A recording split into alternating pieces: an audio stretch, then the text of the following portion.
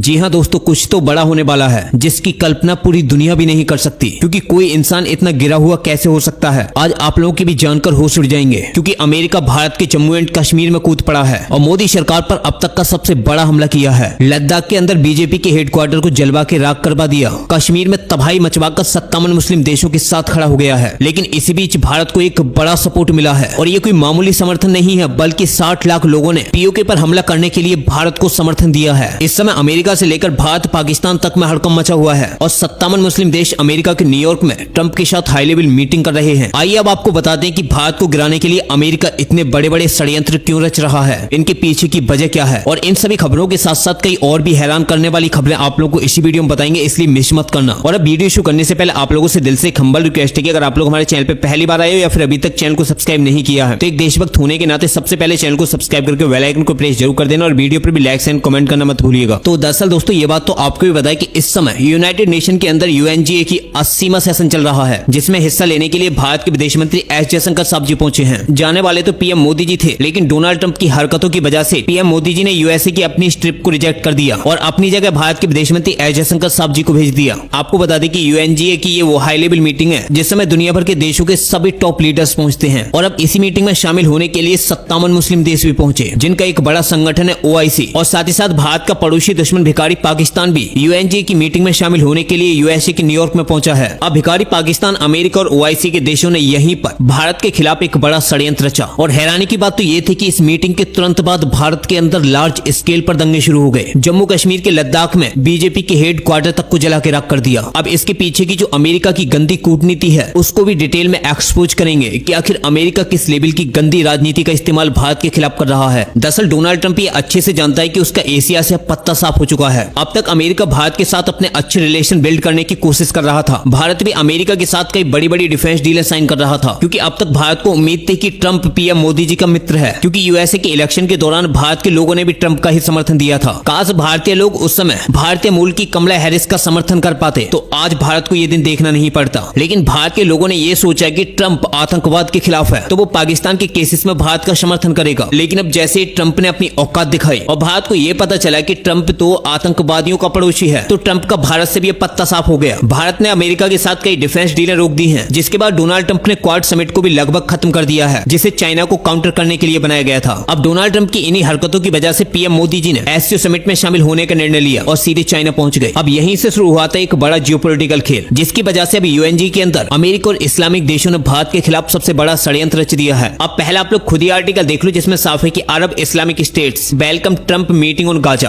और इस मीटिंग का पूरा वीडियो भी सामने आ गया है। लेकिन ट्रंप को जम्मू कश्मीर के मुद्दे से हटा दिया गया। लेकिन अमेरिकी डीप स्टेट ने जम्मू कश्मीर के अंदर नेपाल की तरह ही जेएनजी के प्रोटेस्ट करवा दिए और पूरे लद्दाख को जला के राख करवा दिया। आप लोग चाहें तो खुद ही आर्टिकल देखो, जिसमें साफ है कि 4 killed over 70 injured in Ladakh, statehood protest curfew continues. आपको बता दें कि वैसे तो लद्दाख एक केंद्र शासित प्रदेश है, वैसे तो ये जम्मू कश्मीर का ही हिस्सा है, लेकिन आर्टिकल 240 और जम्मू कश्मीर के रीऑर्गेनाइजेशन एक्ट 219 के अकॉर्डिंग ये सेंट्रल गवर्नमेंट के अधीन आता है। इसलिए लद्दाख के अंदर जो बीजेपी का हेडक्वार्टर है उसे भी इन जेएनजी के प्रोटेस्टर्स ने जला के राख कर दिया, क्योंकि इंडियन यूनियन टेरिटरी के अकॉर्डिंग लद्दाख को बीजेपी सरकार ही कंट्रोल करती है, जहां पर 46% मुस्लिम है, 40% बुद्धिस्ट हैं और सबसे कम 12% हिंदूज हैं। बस यही सबसे बड़ी वजह है कि लद्दाख के अंदर ये मांगे उठ रही है कि लद्दाख को एक यूनियन टेरिटरी नहीं बल्कि एक स्टेट का दर्जा मिलना चाहिए, ताकि ये लोग यहाँ भी एंटी इंडिया गवर्नमेंट लाकर देश में तबाही मचा सके। अब लद्दाख के अंदर जो प्रोटेस्ट हुए हैं वो केवल कोई मामूली जेएनजी के प्रोटेस्ट नहीं है, बल्कि इन प्रोटेस्ट में दुनिया भर की बड़ी ताकतें घुल मिल रही हैं, क्योंकि ये प्रोटेस्ट उसी समय शुरू हुए थे जब अमेरिका के अंदर ट्रंप और ओआईसी देशों की मीटिंग ऑर्गेनाइज हुई थी। अब सवाल ये उठता है कि आखिर अमेरिका जम्मू कश्मीर के अंदर इतना इंटरेस्ट ले क्यों रहा है, क्यों ओआईसी और मुस्लिम देशों को भारत के खिलाफ भड़का रहा है। इसके पीछे के एक नहीं बल्कि कई रीजन है। सबसे पहले तो इन 57 मुस्लिम देशों को अमेरिका कश्मीर में उलझाकर इजराइल के अंदर गाजा का सर्वनाश चाहता है, क्योंकि इस समय इजराइल ने गाजा के अंदर जो हमले हैं वो काफी तेज कर दिए हैं और अब जल्द ही गाजा का बचा कुचा हिस्सा भी कब्जा कर इजराइल से फिलिस्तीनी स्टेट की धज्जियां उड़ा के रख देगा और इजराइल हमास का तो नामो निशान मिटा देगा। और दूसरी जो बड़ी खबर है वो ये है कि अमेरिका इस समय पाकिस्तान का फुल एक्सेस चाहता है।